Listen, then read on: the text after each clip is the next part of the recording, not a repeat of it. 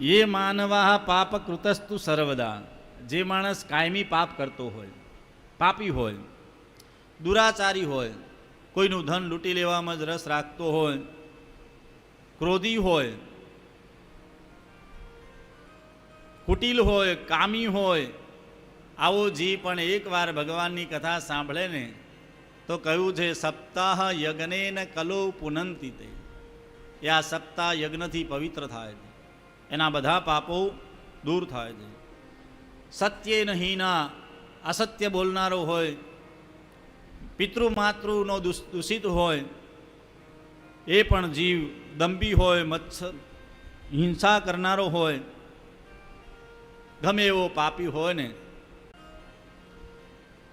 અરે સનતકુમારો કહે છે નારદજી શું કહું, ગમે એટલા પાપ કરીને માણસ મૃત્યુ પામે ને તો મર્યા પછી પણ જો એ જીવાત્મા માટે ભાગવત સપ્તાહ યજ્ઞ કરાવો તો એવા જીવાત્માને પણ મુક્તિ મળે. હવે આવી વાત કરી ત્યારે ઋષિઓએ પૂછ્યું મહારાજ તમે કહો છો પણ આવું કોઈ દ્રષ્ટાંત હોય, કોઈ કથા હોય તો બતાવો. ત્યારે સૂતજી મહારાજ કહે છે ઋષિઓ સાંભળો, હું તમને એક ઇતિહાસ સંભળાવું. અત્ર તે કીર્તયિષ્યામઃ ઇતિહાસં પુરાતનં યસ્ય શ્રવણમાત્રેણ પાપહાનિઃ પ્રજાયતે.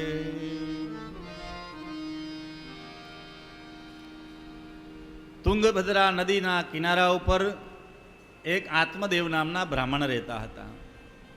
બ્રાહ્મણ તપસ્વી, નિત્ય સંધ્યા કરનારા, વિદ્વાન, દ્વિતીય એવ ભાસ્કર, સૂર્ય સમાન જ્ઞાની તેજસ્વી બ્રાહ્મણ હતા. આત્મદેવને એક ધુંધુલી નામના પત્ની હતા. ધુંધુલી એનો એ પરિચય આપ્યો છે. લોકવાર્તા રતા ક્રૂરા, આમ તો સારા કુળમાં જન્મેલી હતી, સુંદર પણ હતી, પણ સવાક્ય પોતાનું જ સાચું છે એવું બોલવાવાળી, હું જ સાચી છું. બીજે બધે સંસારની વાતોમાં એને બહુ રસ પડે, બહુ બોલવાવાળી, અન્ય કાર્યોમાં એને રસ, પણ ભગવાનના નામમાં એને રસ નહીં, કોઈ સારી વાતમાં એને રસ નહીં. પાછી ઝઘડાળું બહુ. આત્મદેવ થોડા સીધા બિચારા. આ પાછી ગૃહકૃત્યે શુરા, ઘરનું કામ કરવામાં એટલી હોશિયાર, બધું કામ સરસ કરે, પણ કલહ પ્રિયા, એને ઝઘડો બહુ પ્રિય. હા, રોજ જો એકવાર કોઈ જોડે ઝઘડો ના કરે તો બિચારીને ભોજન ભાવે નહીં, ખાવાનું પચે નહીં. બંને જણનું દાંપત્ય જીવન ચાલતું હતું સરસ.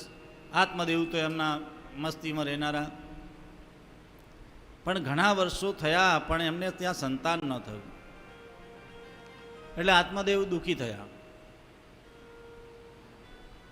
આત્મદેવ વિચાર કર્યો શું કરવું. વનમાં ગયા. વનમાં જઈ મોટું એક સરોવર જોયું. વિચાર કર્યો હવે આમાં પાણીમાં ડૂબી પડવું અને આત્મહત્યા કરવું.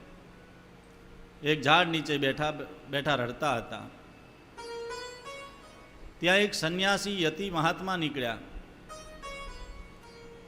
સંન્યાસીએ પૂછ્યું મહારાજ શું કરો છો?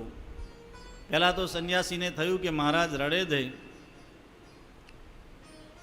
બ્રાહ્મણ રડે, સંત રડે તો ભગવાન માટે રડે, હું સંસાર માટે રડે નહીં. ક્યારેક સંસારના દુઃખો જોઈને રડે અને ક્યારેક ભગવાનની લીલાને યાદ કરીને રડે. સંન્યાસીને આનંદ થયો કે વાહ, બ્રાહ્મણ રડે છે, નક્કી ભગવાનના ચિંતનમાં રડતા હશે. કારણ કે સંતોનું અને બ્રાહ્મણોનું ધન તો સંતો શું કહે છે,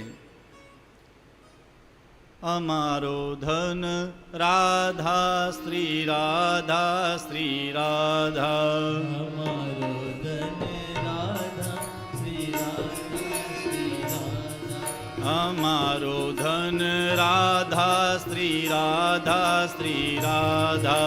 અમારો ધન રાધા શ્રી રાધા શ્રી રાધા. પરમ ધન રાધા રાધા રાધા રાધા રાધા. પરમ ધન રાધા રાધા રાધા રાધા રાધા. અમારો ધન રાધા શ્રી રાધા શ્રી રાધા. અમારો ધન રાધા શ્રી રાધા શ્રી રાધા. बरसाने वाली राधा राधा राधा राधा राधा. बरसाने वाली राधा राधा राधा राधा राधा. वृषभानु दुलारी राधा राधा राधा राधा राधा. विश्वभानु दुलारी राधा राधा राधा राधा राधा. हमारो धन राधा श्री राधा श्री राधा.